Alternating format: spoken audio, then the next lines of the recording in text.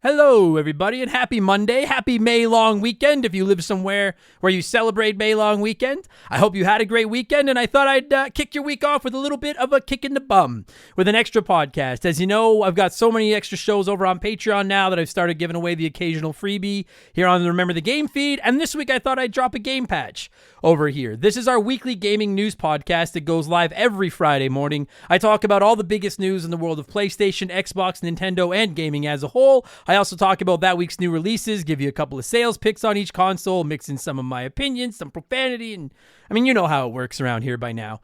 This was last week's game patch. This is game patch 187.0. It was called Old Games in New Places, and it originally went live on May 17th. Of 2024. So if you like this, consider throwing us a couple of bucks over on Patreon and getting one of these every Friday. I'll keep you in the loop in all the biggest news in the world of video games. And if you don't like it, well, it was free. So what are you going to do? Good enough for me. I'm going to cue up Vertical Noise and let you listen to the podcast. I hope you all enjoy it and have a great week. Take it easy, everybody.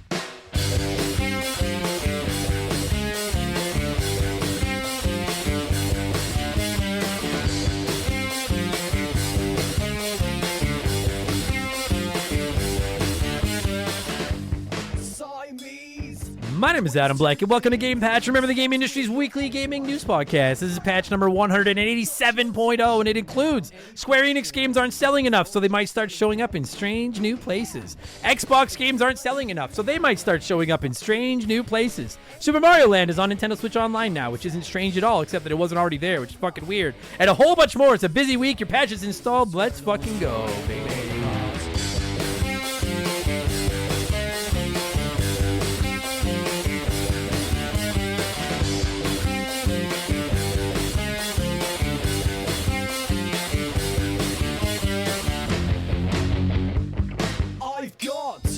Several episodes of experience that makes me an expert. I'm the judge and you're the liar, and my audience is my bias the higher. Hell yeah. What's up, everybody? Welcome to Game Patch. It is our weekly gaming news podcast here to Remember the Game Industries, where we look at the biggest news in the world of video games, sprinkle some profanity on it, bake it up nice and a golden a brown, and basically just kill an hour or so of your week. And a huge thank you to UK band Vertical Noise for providing the theme music for the show. The song you hear every Friday is called A Certain Host of a Certain Talk Show, and you can find it in all of Vertical Noise's music, wherever you get your tunes. Every week, those guys fly into Edmonton all the way from the UK just to perform that clip that you hear. And this week, they were actually telling me about the days before they were famous from being on Game Patch and Vertical Noise and everything. They were in a barbershop quartet, and they blew up and became world famous for like 2 months. So they hadn't performed in a while, so they got together on a roof of a pub near my house and performed some of their songs, and a British guy rolled by in a limo and said it had been done and left eating a bag of brownies. It was pretty fucking weird. Anyways, thank you to them for providing the theme music for the show. And of course, thank you to you for listening to the theme music to the show. Because if you're hearing this, watching this, or checking this out live on the old stream, you support us on the old Patreon box. And if that is the case, from my old heart, thank you for the support. I'm feeling it. I've had 3 coffees today. I'm feeling fucking hurrah. Let's get into it. And we have a lot to talk about this week. It's nice. We finally got like a busy week of news. It's not one of those weeks.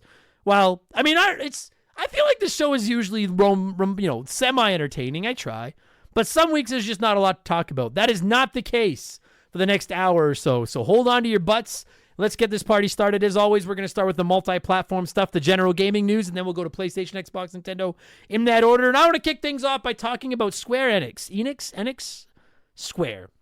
They revealed some sales information this week, and it's not good news if you're Square Enix. Apparently, Final Fantasy VII Rebirth, Final Fantasy XVI, and their Splatoon spin-off, Foam Stars, all underperformed financially. I just have to cut in and say, did anyone have high expectations for Foam Stars? I'm not shitting on it. I'm not saying it's a bad game. But that one doesn't, Rebirth shocks me. Final Fantasy 16 to a lesser extent shocks me.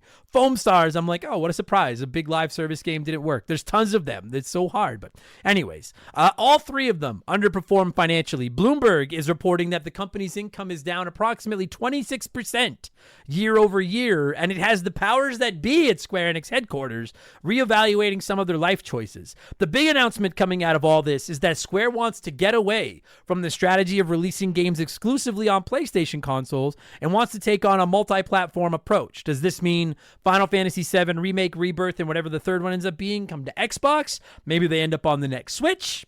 Time will tell, but it sounds like that's what Square has in mind. They're also looking at scratching some of the projects that they're concerned won't make a buck and are apparently taking on a quality over quantity approach, which seems like a good, albeit obvious call.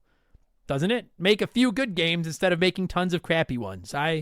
Who would have thunk it? But anyway, the whole going multi-platform stuff, that's interesting. That makes sense. Now, Moses McGillicuddy wrote in and said, who would have thought if you offer it to more people, then more people will buy it? Of course, right? Like, I had to, it's the obvious, but of course. Now, there's more to it than that, right? Like, Nova Crane wrote in and said, this would be cool to see. I don't know why they didn't go this route at first, to be honest.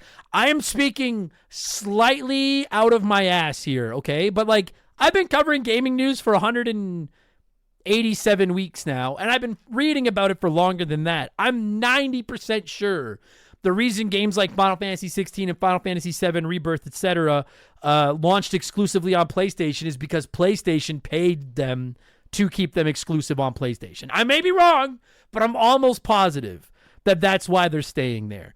That said, you know, Square still gets...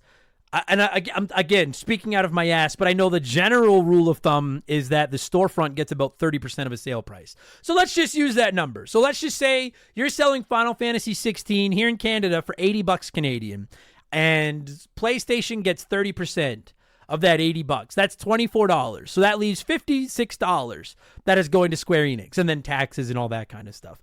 But you're right. You're cutting out a whole lot of player base in Xbox, and I mean, Final Fantasy 16 wasn't running on the Switch, but you know what I'm saying. Sony is cutting them a check for an undisclosed amount to say, hey, keep your game here. And clearly Square Enix has done the math and decided, hey, we think we could make more money selling this everywhere than we can selling it just here, taking our percentage and then taking whatever that lump sum you're paying us to keep the game exclusive here. But that's as far as and I might be wrong.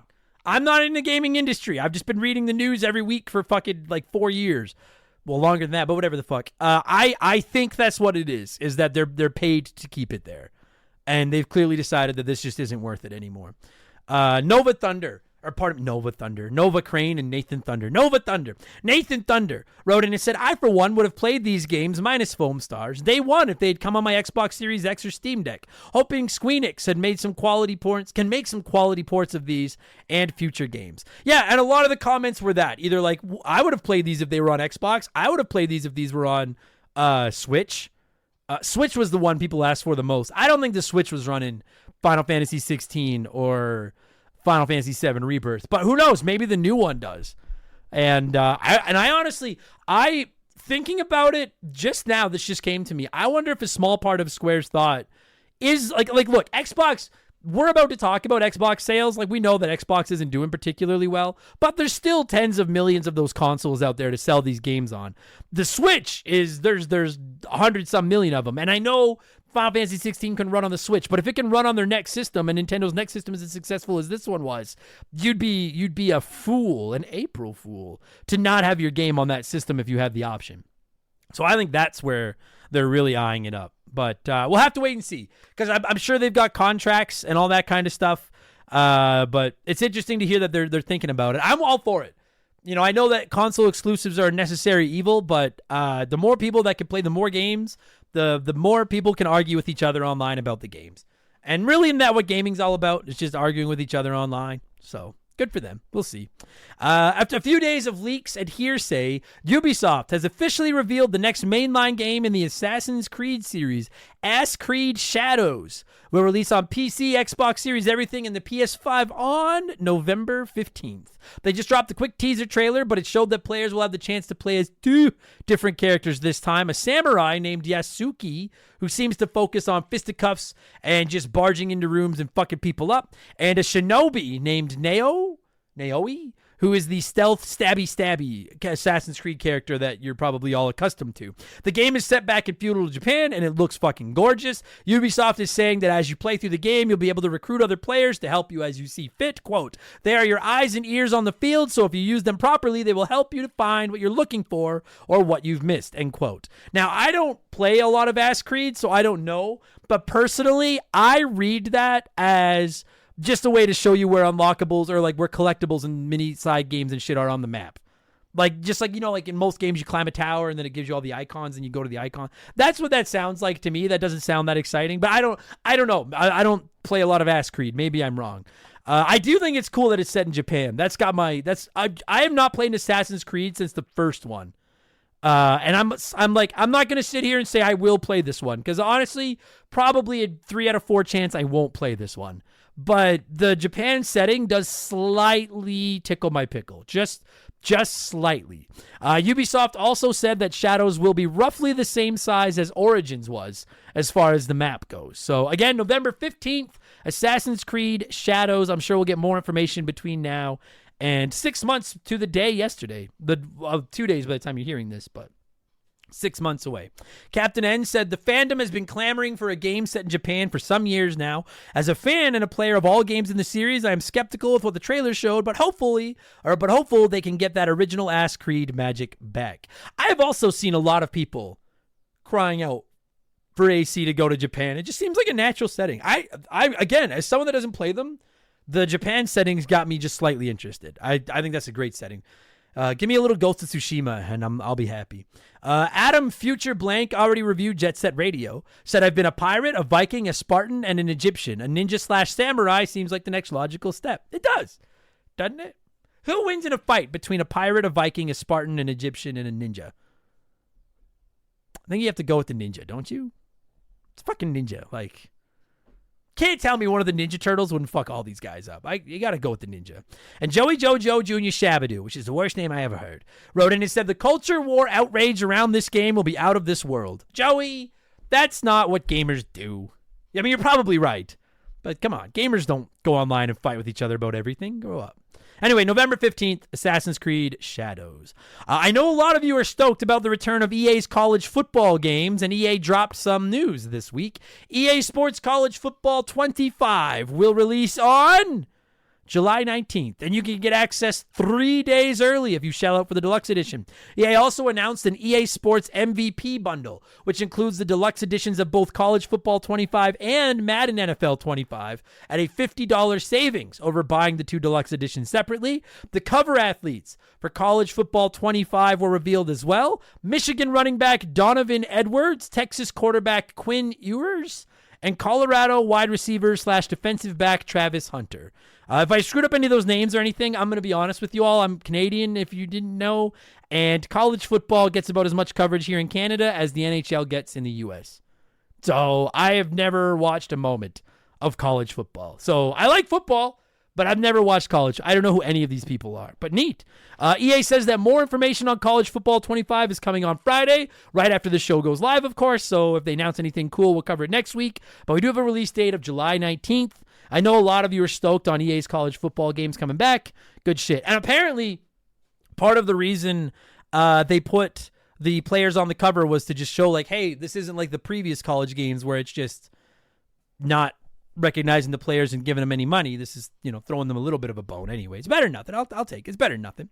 I don't know how many of you saw this story, but I was a little shocked that it wasn't bigger, frankly. Marvel Rivals is an upcoming free-to-play shooter in the Marvel Universe, and the alpha for the game has launched. Content creators have been playing it and showing it off, which is normal, but then a copy of the contract that those creators had to sign to get into the alpha was made public, and it got people talking. Basically, anyone with access to the Marvel Rivals alpha couldn't be critical of the game. The contract said players couldn't make, quote, disparaging or satirical comments, about any game-related material, end quote, or engage, quote, in malicious comparisons with competitors or belittling the game or the gameplay or differences of Marvel Rivals or providing subjective negative reviews of the gameplay, end quote. Fuck, I suck at my job. This is why I don't get offered invites to alphas. The game's basically they said, hey, don't say anything mean about our game. The game's developer NetEase has addressed the story and apologized to gamers, saying they're changing the contract and encouraging the players in the alpha to be honest about how they're enjoying Rivals. Quote, we sincerely apologize. End quote. I took the deep breath because I really want to get through a quote without fucking it up. So here we go, okay? This is NetEase's statement on changing the contract for content creators playing the alpha of Marvel Rivals. Quote, We sincerely apologize for the confusion, suspicion, and frustration caused by these excessively restrictive terms, and thank you for sharing with us. We cherish and appreciate every suggestion given by our players and always respect your feedback. We are currently working with creators who have expressed these concerns and are revising the current version to be less restrictive and more creator-friendly. End quote, fucking swish. I finally got a quote right. As of now, Marvel Rivals will be PC exclusive. No official release date or window has been announced. I don't give a fuck about PC games, but I do think this game looks kind of neat. It's kind of like Overwatch meets Marvel, so I kind of hope it does come to consoles.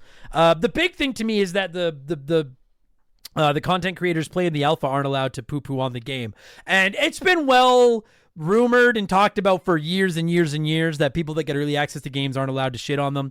There's a difference between an embargo where, like, say they gave me a copy of Marvel Rivals and they were like, it hits the shelves on May 25th. You can't say anything about it until May 24th. That's one thing. To tell people, go out there, stream it, show off the alpha, all that kind of stuff. Just don't make fun of the game or point out its flaws. That's something that's been rumored to have been going on for quite a long time, and it's a pretty bad look. And for that contract to come out and show that is because there was no way they were walking that shit back if it didn't blow up online. So not a good look. Johnny Two Legs said, going to be keeping a close eye on these developers moving forward and won't trust any early access reviews of their games for the foreseeable future. I agree with you, Johnny, but I love the idea of Johnny Two Legs just standing on those two legs outside of their offices, just eating a sandwich and watching with binoculars and just being like, I'm fucking watching you. If anyone else thinks that's funny, I do. And Boy Who Trades said, I've seen a lot of people compare it with Overwatch. It's like super close to what Overwatch did. Marvel Rivals pulled the classic, can I copy your homework, but I'll change it a bit so we don't get caught trick. Yeah, they did, but they put Marvel in it. So Overwatch is cool. At least the first one was. And I like Marvel, but it's PC. I hope it comes to consoles. I don't know. I don't particularly care about this game. But to see it straight up like in the print that a game developer told people they can't shit on their game, that's not a good look. We've had some great partners over the years here at Remember the Game, but I don't know if any of them have hit home for me quite like Hometown Hero does. No pun intended. Don't start. It's a transparent, honest cannabis company that helps people and gives back to those that have served their country at the same time. I mean, come on. As soon as I read about these guys, I knew I wanted to work with them. Hometown Hero is a cannabis company out of Austin, Texas, and they were founded back in 2015 by a U.S. veteran. They have two goals: create premium hemp products that can help everyone, and to support veterans by donating a portion of those profits to organizations set up to take care of those who have served. Hometown Hero products are of the highest quality, and everything they offer is made right there in the U.S. of A. Gummies, caramels, chocolates, drink mix, there's something for everyone. And what's more, their hemp is grown locally in Texas, which is something they should and do take a lot of pride in. And they offer certificates of analysis for everything they sell because they want to be clear that their products are as advertised, both in terms of potency and ingredients. No contaminants, you get what you pay for. Just how they conduct business is enough to get my good eyes' attention, but when you circle back to the fact that the company was founded by a veteran and they put such heavy emphasis on supporting veterans, this isn't just lip service. I'm not reading a script I was given here. I'm proud to have Hometown Hero associated with Remember the Game. Reclaim your evening. Visit hometownhero.com and use code RTG to take 20% off your first purchase. That's hometownhero.com, code RTG for 20% off your first purchase. This is an ad by BetterHelp. A band once said, "Work sucks, I know." And I think most people agree with them. Workplace stress is now one of the top causes of declining mental health, with 61% of the global workforce experiencing higher than normal levels of stress from their jobs. And while walking away from your job might not be an option, taking a little time every day to focus on yourself and your mental health can make a huge difference. I know in the summer I try to get outside every day, get a little bit of sun, and just enjoy the outdoors. It really helps. At least until my allergies attack, and then it's ugly. It's important to take steps to combat work stress, and therapy can be a huge one. It's not just for overcoming trauma. Therapy can help you define work goals, set some work boundaries, develop coping skills. It's like a cheat code for life. And if you're thinking, man, I'm too busy for therapy, well, look into BetterHelp. They make therapy as convenient as possible. You can meet with one of their over 30,000 therapists online and on your schedule, just like over 5 million people around the world already have done. As the largest online therapy provider in the world, BetterHelp can provide access to mental health professionals with a diverse variety of expertise. Unwind from work with BetterHelp. Our listeners get 10% off their first month at betterhelp.com/rememberthegame. That's BetterHelp, HELP.com/rememberthegame. Anyway, this next story, I don't think there's any debate that if you compared current-gen consoles to the Simpsons characters trying to get into outer space, PlayStation is Barney Gumble and Xbox is Homer Simpson. I don't think there's any debate there. But if a report from Nico Partners research firm is to be believed, it's even uglier than we thought. Nico reports on video game and console sales, and they're claiming that in the first 3 months of 2024, Sony shipped 4.5 million PS5s, and their system outsold the Xbox Series Everythings at an approximate 5-to-1 ratio during that time. That's not all time. That's the first 3 months of 2024. 5-to-1. We knew PlayStation was kicking ass, but that is a lot of ass. Fortunately for Xbox, there's still the swimsuit competition. Shout out to anyone that gets that reference. That's the story, is that PlayStation is outselling Xbox at a 5-to-1 clip in the first quarter of 2024. That is like Panasonic 3DO. Well, maybe it's not that bad, but it's pretty big pounding.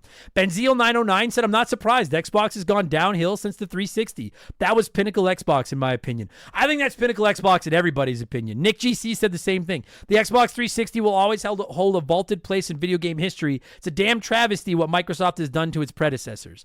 I think you mean its successors. Maybe I'm wrong, but didn't predecessor be the original Xbox? Which was fine. And then the successors would be the Xbox One in the series. But the point stands. Like, Xbox, listen, you may not remember it. Maybe some of our youngest listeners don't remember this, but like, the PS3 beat the Xbox 360, but the Xbox 360 gave the PS3 a run for its money. A lot of that's on Sony because they fumbled the ball at the PS3's launch, and it took them a long time to clean that mess up. But Xbox was genuinely rolling during the Xbox 360 era. Then the Xbox One was just an abomination of a launch. And now the Xbox Series Everything. I like my Series X. But this has not been a good, 10, 12 years for Xbox. They have been struggling ever since. I don't know. We're going to get more into Xbox's struggles in a minute when we get to the Xbox section of the show. But we were just talking about this on the pre-stream. They just seem like a company that doesn't know what to do right now. Like, the fact is, and I like Xbox. If you're new to the show, I like Xbox better than PlayStation. I like all three. But I like if I have a multi-console game, I prefer to usually play it on Xbox. I like the controller better. I like the ecosystem better. I still have a PS5. I play it all the time. It's awesome console, but I like Xbox. But you look at them ever since the Xbox 360. The Xbox 360, they were like, hey, we have great games and a great interface, and everyone should play games here. And then the Xbox One, they were like, hey, you can use it to watch TV, and we're like, we don't want to. And they were like, well, tough shit. And then it just didn't go well. And then the Xbox Series Everything came out, and they're like, we've learned our lesson. You guys don't want to work your TV with with your console. We're like, yeah, we just want to play games. And they're like, play what? And we're like, games. And Xbox was like, oh, right, the games. Like, it has just been, it's sad. They used to be so good. I don't know what the fuck happened. Chris Pynchon wrote in and said, checks my Sega notes. All they have to do is get some peripherals attached to their systems and they'll be fine. That made me laugh. You get on the show. If you make me laugh, you get on the show. Well done, Chris. Anyway, yeah, so that's the headline. PlayStation is outselling Xbox pretty horribly right now. It was also pointed out that the PS5 is a little behind the PS4 as far as sales at this point in their respective lifespans, but that's not a big deal with the chip shortages and everything that plagued the PS5 for the first couple years. I also found this interesting, albeit not surprising at all. In 2015, digital game sales made up 19% of PlayStation game sales. 8 years later, digital was 70%. That is a literal 50% jump. Like, it went from 19% of the pie to 70% of the pie in 8 years. It's just, we all know it's going that way, but I didn't realize the swing was that big. Digital gaming, man, you don't have to like it, but that's the way gaming be going. So, Madden. I know Madden has become a bit of a punchline in gaming over the years. Well deserved on their behalf, but there was a time where both Madden and EA were awesome. And even if you hate Madden today, it's undeniably one of the biggest franchises in the history of gaming. And I love the history of gaming, so this story caught my good eye's attention. Prime Video has announced that they have a 4-part docuseries about the Madden NFL franchise in the works. It'll start with the series launch back in the late 80s and work its way up to modern games. Prime says we'll see never-before-seen footage, and the docuseries will explain how Madden almost never got started in the first place. No word on an official title or when it'll be on your TV screen. Now, most of you just wrote in with jokes. Bone on the Meat said, I'll wait for season 2 of the documentary to come out next year so I can get season 1 for $5. Phil Lencher said the first episode will be free with your Prime subscription. $24.99 will unlock the last 3 episodes and an alternate opening sequence. But seriously, my best friend from college worked at Tiburon Studios and was a QA on Madden 2010, and he said it was an absolute nightmare working for EA. Did they win the worst company a few years ago, or was it worst company to work for? I can't remember. I mean, the story checks out. I believe it. I wouldn't want to work at EA. I Am the Mutt said, so will it be ready when they release it, or will they have a day one patch just like their games? So lots of punchlines, as we all expected, but a couple of you had serious comments. I'm genuinely really, I will watch this. I love watching stuff about the history of games. Virtua Alex 12 said, I loved playing Madden as a kid, and I thought the games were great from conception up until they started doing all the microtransactions. Maybe this documentary will shed some light around who we should blame for adding all the micros you see in today's version. I'm interested in that too. I'm interested to see if this is like a fluff piece funded by EA to make Madden look good, or if this is like an independent documentary that's going to call them like they see them and talk about the micros and stuff. I'm honestly not, that'll be all the difference. If it's just a fluff piece, this is going to suck. If it's genuine reporting and talking about all the things that EA's done wrong over the years and shit, this could be a really interesting to watch. So Nomad said, I've never been a fan of sports games in general, personal preference, but I'd absolutely watch this as I'm genuinely curious what goes into these games. Plus Madden himself is a goddamn legend. Goddamn right. Agree. I have nothing else to add. I'm interested. I will watch it. At least I'll watch the first episode. And then if it turns out to be a fluff piece, I'll probably turn it off. Adam Blank is no fluffer.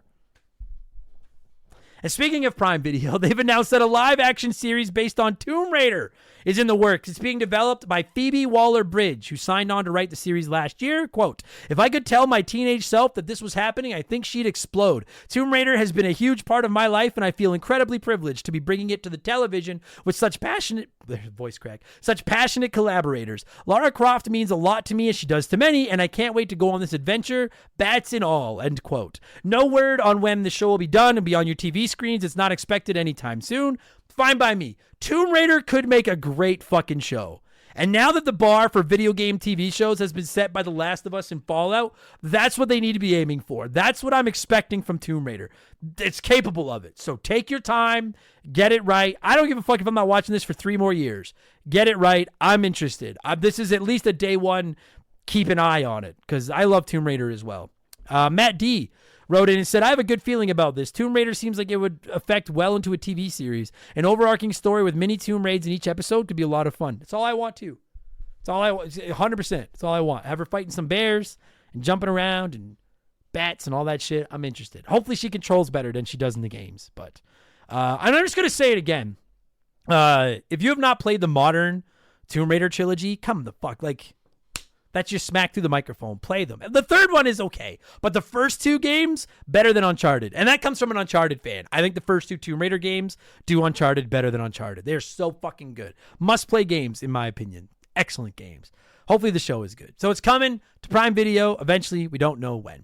That is all your general gaming news. We still have 3 stops left. You know what they are. Let's cue up that PlayStation load-up chime I love so much.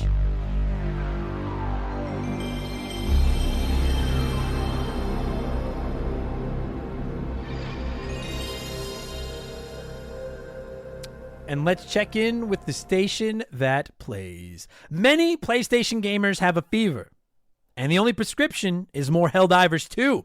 Sony announced this week that Helldivers has surpassed 12 million units sold across PS5 and PC, and it's now the fastest-selling PlayStation exclusive of all time, surpassing God of War Ragnarok. The CEO of developer Arrowhead Studios said, quote, what a massive achievement from everyone involved in realizing Helldivers 2. A massive thank you to the community for your support, passion, and dedication in the fight for democracy, end quote. Sony themselves said that the game far exceeded their expectations sales-wise and is their most successful PC game to date. It remains the most downloaded PS5 game in the US this year and the best-selling game of 2024 through 4 months. Sony owns the Helldivers IP but partnered with Arrowhead to develop the games. Good for them. It's proof. Helldivers 2 is fucking proof that all these studios trying to create these games to get people to come online and play them over and over, like it's not impossible to tackle the online market. And if you manage to reach the top of that mountain, you will get very, very rich. And so for everyone wondering why every goddamn game developer in the fucking world these days is trying to develop a new online live service, always online multiplayer game like that, it's because of Helldivers 2. It's because of these, not just Helldivers 2, but games like this. Because if you manage to just perfect the formula and strike lightning, ching fucking ching. Fastest selling PlayStation game of all time. That goes back like 30 years. That's fucking crazy. Good for them. Good for them. Now I have not played Helldivers, so I don't know what this democracy thing is, but it had lots of likes from everybody. So Hokey Riff said for democracy. Rubik said democracy has landed. It says like, so do you vote in Helldivers? I haven't played it. I don't know. It doesn't matter. It's a success. That's what matters. Andrew Wright said, Helldivers 2 is the game I was looking for when I took the leap and bought Back 4 Blood. This was the best $40 I've spent in a while. Yeah, fuck, I wanted Back 4 Blood to be good. Yeah, so many people in the community in our Discord and stuff are playing Helldivers 2. It's awesome. It's nice to see. It's just like last year with Hogwarts Legacy. It's nice to see I know Helldivers 2, it's not a new game, but it's nice to see a game that isn't COD just tackling the charts and everything. Really, really good story. Good for them. Well earned. Good for them. You know, they fucked up last week with everyone needs to log into PSN, but they fixed it. That's as they were like, our cow is cashing. Let's keep milking. Don't need to put this cow down yet. So good for them. This story broke right before I started recording. There's a dope Lego set based on the Horizon games. I have it. Actually, if you're watching the stream, it's right there on my shelf. And it features like a little mini Aloy standing next to a tall neck. It's pretty awesome. And now it sounds like a Lego Horizon video game could be on the way. Insider Gaming is reporting that an unannounced game that's essentially Horizon Forbidden West, but with Lego, is in the works. IGN has reached out to Sony for comment, but apparently the line was busy. So that's the story right now. It came out Thursday morning. I just thought I'd throw it in there because it sounded cool. Apparently a Lego Horizon game is in the oven. So that's kind of neat. The new games for PS Plus Extra and Premium this month have been revealed, and not every harvest can be great, my friends. These will be available on May 21st if you have the applicable subscription. For PS Plus Extra, you are getting Red Dead Redemption 2. There you go. Deceive Inc., The Sims 4 City Living, Crime Boss, Rockay City, The Settlers, New Allies, Stranded, Alien Dawn, Cat Quest 2, The Lego Movie 2 video game, and Watch Dogs. I mean, Red Dead 2 is like, hey, that gets people looking, but then it's a pretty ugly. It's not a great fucking batch of games, let's be honest. And then the games coming to PS Plus Premium, G Police, Worms Pinball, and 2 Extreme for the PS1. Again, all available on May 21st. I'm going to put my cards on the table with the possible maybe exception of 2 Extreme. There's not a game in here I'm going to play. But Red Dead 2 obviously is a nice get. After that, it's kind of a rough batch. B Scratch said, I'm happy with this. I've always wanted to try Red Dead, but didn't want to purchase as I have a love-hate for open world games. I'll check this out now for sure. I have played some Red Dead 2 on my Steam Deck. It's pretty wild game. It's pretty big. It's pretty awesome. But the rest of these, I don't know. Tim Tiani said, it's not going to get me to buy PS Premium, and it certainly isn't what people consider to be a must-have for the service, but damn, I have good memories playing 2 Extreme. No clue how it's aged, but those games were the OG Extreme sports games before Cool Borders, SSX, Tony Hawk, etc. I have some good memories of playing 2 Extreme as well. I do have PS Plus Premium. I think I'm going to let it expire this year, but I do have it right now. And I might download 2 Extreme and just give it a shot for old time's sake. I don't imagine it's aged like milk, but I do have. Frankly, of all the games announced this month, that's what I'm most excited about, and it's a fucking ugly batch. They clearly don't give a fuck about this service. That's fucking ugly. This next story I feel obligated to talk about, even though I don't know if anyone's actually going to give a shit or not. We all know that the CEO of PlayStation, old man Jim Ryan, is dead. Or retired or something. I don't know. Anyway, brand new. The brand, pardon me. I mistyped in my notes. Fuck, that would have been so good too. Old man Jim Ryan is dead or retired or something. I don't know. Anyway, the brand needs a new captain. That's what I was trying to fucking say. And it has two. As Hideaki Nishino and Herman Holst have been named joint CEOs of the station that plays. Nishino is in charge of tech, third-party studio relations, and the platform itself, while Holst will oversee first-party studios and film and TV projects. Again, I really don't know if this story means anything to anyone, but I couldn't not bring it up. It's new CEOs of one of the biggest gaming platforms on the planet. I would just like to ask whichever one of them is in charge of improving the PS Plus Premium lineup, please improve the PS Plus Premium lineup, please. That's all I'm asking. Works for me said, I can only imagine this went down like the episode of The Office when Jim Halpert and Michael Scott became co-managers. That made me laugh too. Nice pull, Works. That was good shit. Brett Thompson said, I really hope this means Sony's attitude toward backwards compatibility will change. Maybe we'll even see them become a little friendlier with their competitors. Yeah, that's what I'm hoping for too. Give us more classic games on PS Plus if you're going to charge us for them. And you're right. It's well documented that Sony doesn't play well with others. Now, that said, when you're on top of the mountain for as long as they have been, they don't really have to play well with others. You know, that's why they charge extra for crossplay and stuff. But I agree. I'd like to see them.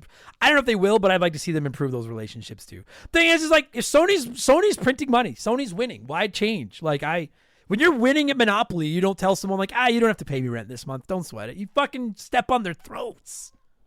God, I love Monopoly. A new Sly Cooper game is being whispered about online these days. I know I'm pretty fucking excited. My nipples got hard. And then Jason Schreier came along and made my nipples soft again. He's a pretty reliable source, and he says it's just not true. People were speculating that the reason we haven't heard about Ghost of Tsushima 2 yet is because Sucker Punch is working on a new Sly Cooper game at the same time, and Schreier shot that down, saying they're a one-project studio, and Ghost of Tsushima 2 is that one project. So I'm sorry to get your hopes up, Sly fans. I want it to. I wish they'd just give that IP to another studio, preferably not a Microsoft one, because then it'll just die, and let them make a new Sly Cooper game. But I don't fucking God, I really like Sly Cooper, and I don't know why they don't. I mean, I like Ghost of Tsushima too. Make no mistake, I'm fucking stoked for Ghost of Tsushima 2. But I want a new Sly Cooper game. Wyatt the Surgeon, who's not a surgeon, Rose said, plot twist. Ghost of Tsushima 2 is the next Sly Cooper. We get Sly time traveling and dimension hopping, and he shows up to join Jin and really put the hurt on the con and bad guys of Sly combo. That'd be fucking, that's fucking ridiculous. I love that idea, but that's fucking ridiculous. Can you imagine if they drop Sly or Ghost of Tsushima 2 and it's like as photorealistic and accurate and everything as like Ghost of Tsushima 1 was, and then all of a sudden fucking Sly Cooper shows up? Like, oh my God. I don't know if people would be mad or excited. I think they'd probably be both. It's the internet. People would be both. I think that'd be fucking awesome. And then quickly, not a big story, but God of War Ragnarok is the next PlayStation game to get the PC treatment, reportedly. And reportedly, it's going to be revealed very soon, reportedly. D-Labs, a site that has broke several PlayStation PC announcements in the past, is saying that a Ragnarok port is expected to be announced in the coming weeks. A PlayStation State of Play is rumored to be going down soon, which sounds like a good place to announce it to me. And knowing that Xbox and Nintendo have showcases set for June, along with other studios and Summer Game Fest, a State of Play between now and the end of June seems like a pretty safe bet. I bet you God of War Ragnarok for PC is there. Ghost of Tsushima launched on PC this week, if you didn't know. I'm not going to speak to how it runs on PC. Look up your own reviews. I don't do PC, but if it runs well, that game, you need to play it, because Ghost of Tsushima is fucking awesome. I love that game. That's it. As far as for PlayStation news. As far as game releases this week, there's nothing. As far as sales on the PSN this week, Minecraft is half price everywhere right now. I know it goes on sale a lot and you all probably own it, but every month that game's in the best-selling games list, so people are still out there buying it. If by some reason you haven't bought Minecraft yet, you want to, it's half price everywhere, so go scoop it. And I'm going to shout out Hi-Fi Rush. Rest in peace, Tango Gameworks, but Hi-Fi Rush is half price on the PSN, and Hi-Fi Rush is a great fucking game. I don't know if it's must play, but really good fucking game. So I'm going to shout out Hi-Fi Rush. I love that game. That is all your PlayStation news. Now we're going to open the box of X. There's a lot of depressing news over there, but we have to go in. So let's it's like the desert level of this fucking podcast these days, the Xbox section. Let's go to the desert.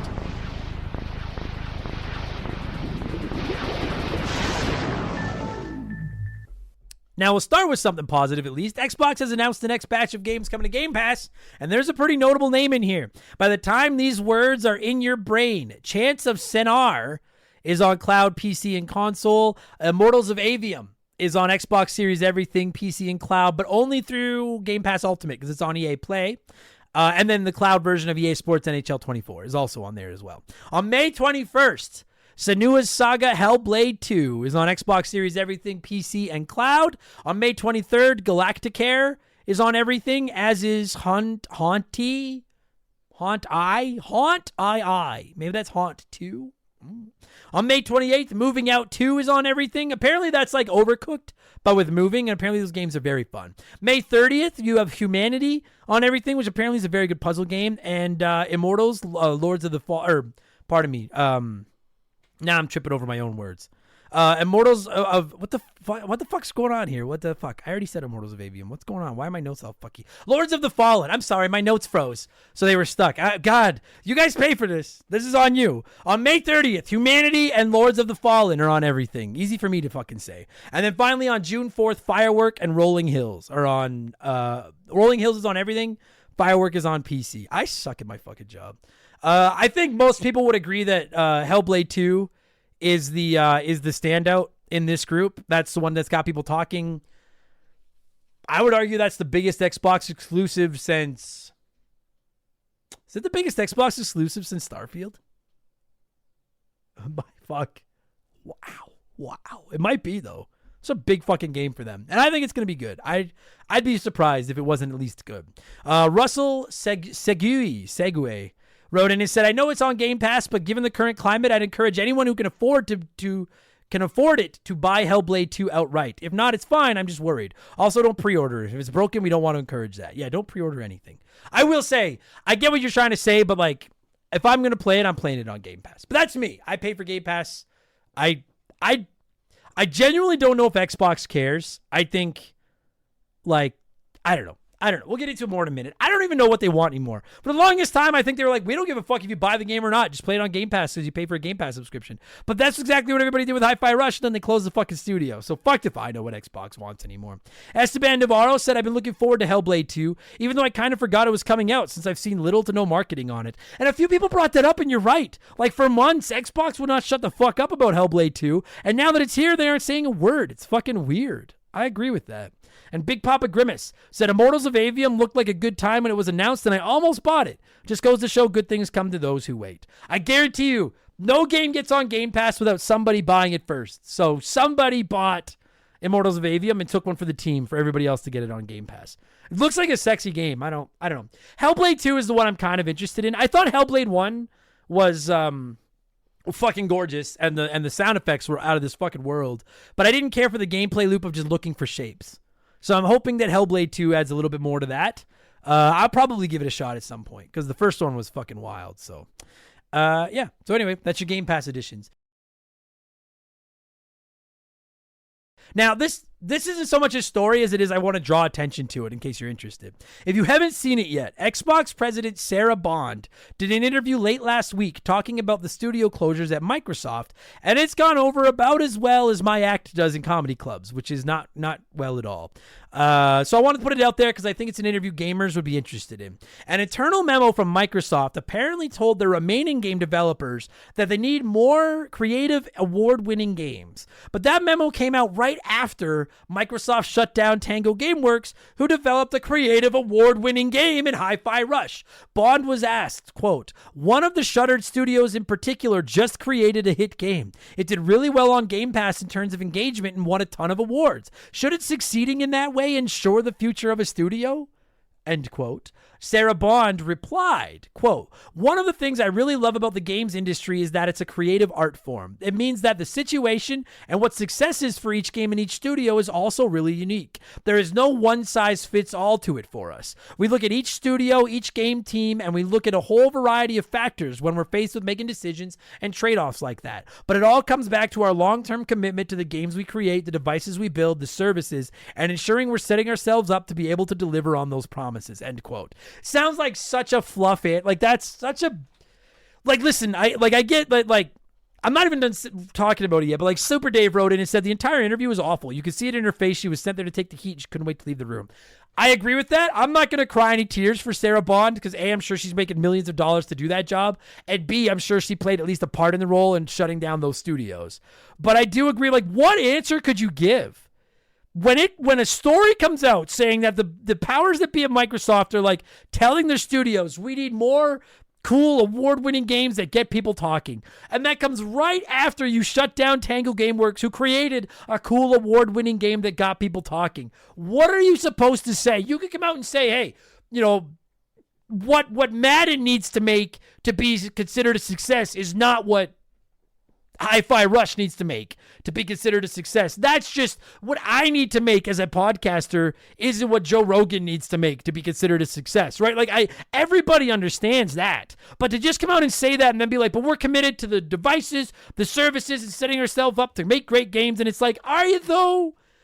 Are you? Because you just let go of studios that made some pretty good fucking games, you know? I like Xbox. I've said that. They deserve all the shit they're taking right now. All of it. Every spoonful.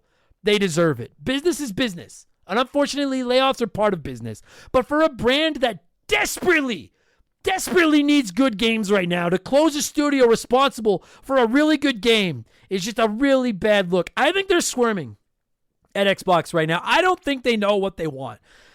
The Xbox 360 went toe-to-toe with the PS3. The Xbox One got fucking massacred. They thought they were reinventing the wheel with Game Pass and the Xbox Series everythings. And I love Game Pass, but I don't think Game Pass has been the success they wanted it to be. And I think now they're kind of out at sea without a map. Except for a map that shows them where all the Krusty Burgers are. Last one, I promise. But like they're like, okay, we can't just beat PlayStation at making $80 games and selling them and doing better than them. We've proven that we can't beat them at that game. Let's create the subscription service where we put all our big day one games on it because Sony can't do that. And that's the one that gets everybody coming back over here. But now they haven't created any big day one games that anybody wants to play on Game Pass. Then they go out and buy Call of Duty for $70 billion and now they can't figure out what to do with it. While they're doing that, they're closing studios that are making the very games that they thought they needed to have on Game Pass to get people over there. I'm sure that their thought process 5, 6, 7 years ago was let's launch Game Pass, let's buy a bunch of studios, and then every 90 days, we're dropping some big new must-play game on Game Pass, and that's why people will stay subscribed and never leave. I'm sure that was the game plan. And now, years later, be it because the studios are dropping the ball, because Microsoft is dropping the ball, I don't know, but that isn't working. And now I don't think they know what the fuck they want to do. I don't know. I don't know what the answer is. Captain Steve N wrote in and said, I honestly feel Xbox is dying. I know they have unlimited funds, but let's be real. Even the most wealthy boss is eventually going to say that's enough. Bill Gates thought the game system was going to replace PCs with apps and quick functions, but the cell phones did that. The game console is the heart of us gamers, and they are losing the drive. People will only wait so long for a rebound. Nintendo has the market. You can say Sony is God here, but realistically, Nintendo has the iconic games, characters, and developers. They aren't going anywhere. If Xbox doesn't soon get us gamers and use the software companies we love instead of just dissolving them, then they might as well close shop now. It's well said. I mean, I'll hear an argument for either Nintendo or PlayStation being on the top of the ladder. The Switch is kind of a different beast than the PS5, but they're both very successful at what they do. And Xbox has just kind of become the like, we're rich, we want to be here, but we're not really sure what to do. And it's just, and you're right. I have many times, like, so Branton Pham wrote in and said, Xbox just seems like a bunch of suits from Microsoft with no passion for gaming. For the longest time, I have thought, whether it was PR speak or not, Xbox came across as the most in tune with gamers. Sony had Jim Ryan, who didn't look like he's ever played a game in his life. Nintendo hates us. That's why they won't let people have Smash Brothers tournaments and stuff. Xbox had this guy, Phil Spencer, coming out leather jacket and kicks, and he plays Xbox. And they're like, we know you want backwards compatibility, so we're making sure every year we're bringing over, every generation, we're bringing over our backwards compatibility. It really felt like that's what they were shooting for. But you're right. Now it's starting to come across like, hey, we have Banjo-Kazooie. We don't know what we're doing with it. We have Perfect Dark. We're not sure what we're doing with it. We have all these like Fable. Well, we might eventually make a Fable game. These guys made a great game, but we're closing them. Like, they just seem like they don't know. You're right. It feels like a bunch of... That's what the original Xbox kind of felt like. Halo was great, but it felt like Bill Gates trying to be like, I don't really play a lot of video games. Oh, wait. I assume Bill Gates sounds like Professor Franks. Like, I don't really play a lot of video games, hey, but I'm going to buy a bunch of... I'm going to make one anyway, and everyone's going to play it, and I'll get richer, and whatever the fuck. And that's kind of what Microsoft is starting to feel like again. They need an identity. I don't know what their fucking identity is. I don't know. And I like them. I have been a fan of Xbox since the original. I hated the Xbox One, but I have been a fan of the Xbox since the OG Xbox, and I have no idea what the fuck they're doing now. Matthew Boyce said, I said it last week, if you're closing more studios than you have first-party games, there's a major problem there. Yeah, you're right. I don't know.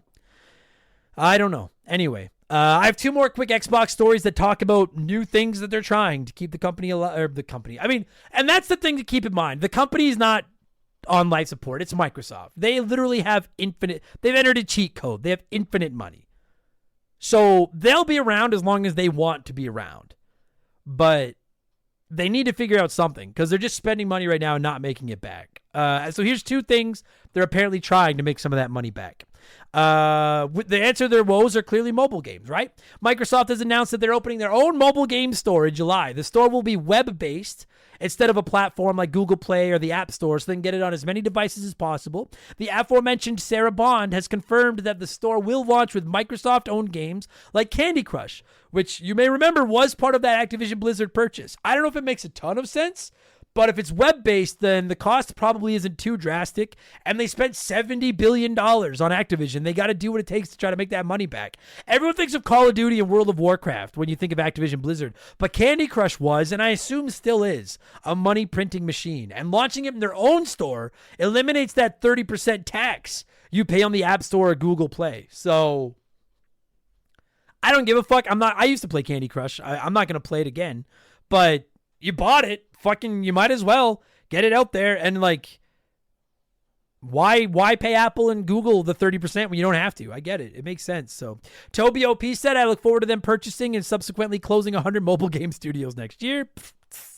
And Nostalgia said, damn, will Apple and Android even allow that? I thought they kept the monopoly on the storefront territory. Well, if you remember, like, Apple and Epic went through that whole fight with Fortnite because Epic was trying to sell Fortnite in-game purchases independently of the App Store, and they're still, I think, in courts over that. There's been like rulings, and then oh man, I love law stuff, and I'm blanking on the word where you argue a fucking ruling. Oh my god. And you have 30 days to this is so embarrassing. I really do love law. Like, I love reading stuff about the law. It's not counter. It's not. I'm just totally drawing a fucking appeal. Thank you. I got it. Thank you, me. I got it. You have 30 days to appeal this ruling. So I think they're still in court tying it up with appeals and stuff like that. But I wonder, though, I wonder if the difference is that Apple, and I don't know, but I wonder if Microsoft will take Candy Crush off the App Store and Google Play and just be like, go through the web browser. You can play it there. I wonder if that's their thought process. I don't know. We'll find out. Because if it is, I don't know if that's the right play or not. Because people know the App Store. I'm not going to go into fucking Safari or whatever the fuck on my iPhone to find a game when I can just get it off the App Store. I don't know. I don't know what they're going to do. Anyway, so that's one of their ideas. And then this other report came out after I posted the headlines for everybody to comment on this week, so I don't have any listener feedback. But we know that Xbox is porting some of their games to other consoles, and it sounds like the floodgates might be opening now. A report from Windows Central said that Microsoft and Xbox are implementing a new plan codenamed Latitude, which will focus on more of their games getting to other platforms in an attempt to boost revenue, and more Xbox games have already been given the PlayStation green light. They're not saying which ones, but more games are apparently already greenlit to go over to PlayStation. Apparently, it's a very hot button topic within Xbox these days, as some want their games everywhere to sell more copies, while others are worried about the damage it'll do to the Xbox brand to start porting their big franchises to every console under the sun. If you don't remember, Sea of Thieves was one of the Xbox exclusives that got ported to PlayStation a few months ago, and it snuck into the top 25 selling PlayStation games. So there's some merit to that strategy, at least. I just want to say for the record, I think Halo and Starfield are the two that end up on PlayStation. I think the Master Chief Collection and Starfield end up over there. That's my call. And then obviously COD. There's no way COD, but we already knew COD wasn't going to be exclusive anyway. But I think Halo and Starfield are there by, I'll say, summer of 25. Both those games are on PlayStation to try to make some more money.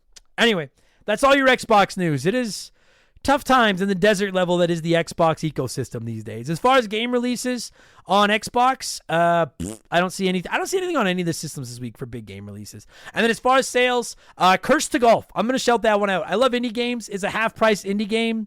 You have to it's a roguelike golf game, and it's just awesome. Look it up.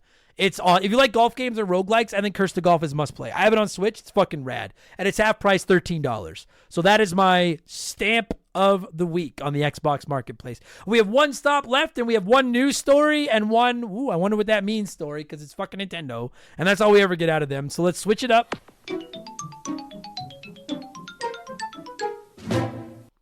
Check in with Nintendo. They added a couple of gems and I mean that genuinely, a couple of gems to the Game Boy library of the Switch Online service this week. Super Mario Land is the big addition. It's the first Mario Game Boy platformer from way back in the early days of the Game Boy.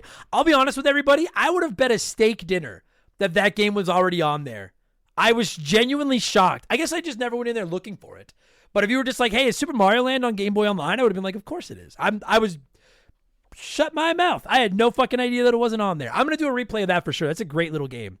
So that's awesome. And then the other two additions are Baseball, which is a basic non-MLB Game Boy baseball game, good times, and Alleyway, which is like Brick Breaker, Arkanoid, etc. You move a paddle and bounce a ball into bricks to break them. I fucking love those types of games. I'm really happy with this batch of additions. Like, Super Mario Land and Alleyway are fuck yeah. I love both those games. Big get. So those are all available right now for anyone with a basic Nintendo Switch Online subscription in the Game Boy library. And for everybody asking, still no Pokemon. I think they're reselling them to us at some point. I don't think those are ever getting added to this. If they were going to be added, if those were going to be added to Nintendo Switch Online, I think they would have happened by now. I think they're going to be selling them to us somehow. There's just no reason not to. So, Fallen Snow Kiku said, I'm a little surprised Mario Land wasn't in the first salvo of Game Boy games on the Switch, but I'm happy it's there now. I've been wanting to replay it. I know some of the other portable Mario platforms are better, but that one's got a special place in my heart. I agree with every word of that, other than I would have bet money that it was in that first batch of games. I was shocked it wasn't. I also have a soft spot for Super Mario Land. I played that game so much as a kid. I might do a replay of that on Twitch over the next few days, actually. That sounds like a good time. Bobby Litton said, I've always loved Super Mario Land. I just wish it lasted longer. It's easy and short like my love life. And KevBot83 said, I never realized Mario was the guy in the Alleyway cover until I saw the cover blown up on my TV. Same as he's in the baseball cover, too. Mario is fucking everywhere. They just sneak him into everything. He's like, where's Waldo? He is fucking everywhere. Anyway, nice little batch of games coming to Game Boy Online. I like it. And then our final story of the week, Chris Pratt, the voice of Mario in the Mario Brothers movie from last year and practically every other movie from 2023, did an interview with Games Radar this week, and said that he sees many more Nintendo movies on the horizon. Now, we know that a live-action Zelda movie and a second Mario flick are on the way, but that could just be the tip of the iceberg. Quote, I can't tell you much, but I can say that there's another Mario movie coming. It gets me very excited thinking about the world of Mario and Nintendo in general. I think over the next decade, we will be seeing lots of stories coming out of that world. I was thrilled, honored, and blessed to be a part of the first one, and moving forward, I'm open to doing as much and as little as they want from me. I can't say much, but I'm just as excited as everyone else. End quote. I know it's not a big story, but and you might think it's a nothing burger, and maybe it is, but Nintendo keeps the tightest lid you can possibly keep. So if Chris Pratt is coming out and saying without the fear of the Yakuza that something else is coming from Nintendo, he was told it was okay. He went out there and planted the seeds. There's been some speculation that the fantasized Nintendo Cinematic Universe could become a thing after all, which I think would be fucking awesome. I don't know if you've seen it too. Danny DeVito did an interview this week saying he'd ask for a fortune to take the role, but that Nintendo should hire him to voice Wario, which I think would be fucking awesome. Sick. I want more Nintendo movies. Mario movie was awesome. I'm excited for the Zelda one. I'm excited for Mario 2. Give me more Nintendo movies. Growlywog said, this is super exciting, though I find myself thinking about the logistics behind it. It takes Illumination at least a couple years to make a Mario movie, and I'm not sure if they'll be able to stretch themselves across multiple projects. I'm curious if Nintendo will seek out other animation studios to make the impending NCU happen, or if they'll perhaps create their own studios like Marvel did when their movies started to explode. I can see it going either way. If you don't know, they actually have partnered with Sony to make the live-action Zelda movie. So I don't think they're opposed to working with others, as long as they've got a lot of creative control, I'm sure. But the Mario movie made fucking bank. They do that one or two more times, maybe you're right. Maybe they do start their own theater, their own company, studio, whatever the fuck it's called. Kareem the Dream said, I know the general consensus is that we'll get a Smash Brothers movie at some point, which, don't get me wrong, would be awesome. But I really think Metroid has the potential to be the best Nintendo adaptation if done right. Please, Nintendo, I'm begging. And Roger Russell said, just give me a female-driven hard-action Metroid movie that we're all craving. It will literally print money. Listen, I think Metroid would make the best movie of the Nintendo franchises as well, but I just think the fact is Mario, Kirby, well, Kirby probably, Zelda for sure, Pokemon if you count Pokemon, they have IPs that I think are worth more from a global standpoint than Metroid. But Donkey Kong, of course, how did I forget my boy DK, which we also know is in the works. But I think I agree. I think that and I wish they were all animated. I would like to see them all animated in the Mario Brothers style so that they could eventually come together and work like that. But I mean, I'd be bullshitting you if I said I wasn't gonna go see all of them. I can't wait to go see Sonic 3. I'll be there opening weekend for the next Mario movie. I'll be there opening weekend for the Zelda movie. Until they fuck us, I have no reason to think they won't be good. I know the Sonic one isn't Nintendo, but I want a Metroid one too. I'd be there opening night. Metroid would be fucking awesome. Anyway, that's it. That's all your Nintendo news as far as game releases. I don't know if this is Biomutant was showing up on Metacritic as a new Switch release. Did it just release on the Switch? Biomutant Switch release date. May 14th, 2024. All right. Biomutant is on the Switch now, I guess. Has a 59 on Metacritic. I don't know if anyone gives a fuck, but there you go. And then as far as sales on the eShop, again, Minecraft half price. And then the unofficial official game of Remember the Game Industry, Slay the Spire, is 66% off, $11 Canadian. Best $11 you'll ever fucking spend. And Nobody Saves the World, runner up for my game of the year a couple years ago, is 60% off, $12 Canadian. Awesome fucking game. That is it for all your news. That is it for all my podcasts. And another week of Remember the Game hijinks. Thank you all so much for the support, everybody. And I'm going to be away next week, but you'll still be getting all your episodes. We're going to be covering X-Men 2, The Clone Wars for the Sega Genesis on Remember the Game. I'll be counting down the 10 toughest games I've played on Expansion Pass on Thursday, and a week from right now, we'll be talking all the biggest news in the world of video games. I will also be on Twitch some over the next week playing old games. I think I'm going to take Super Mario Land for a spin. So come by and say hi, twitch.tv/Remember the Game. Have a great weekend, everybody. Thank you so much for the support, and I will talk to you next week. Vertical Noise, play me out. Meow.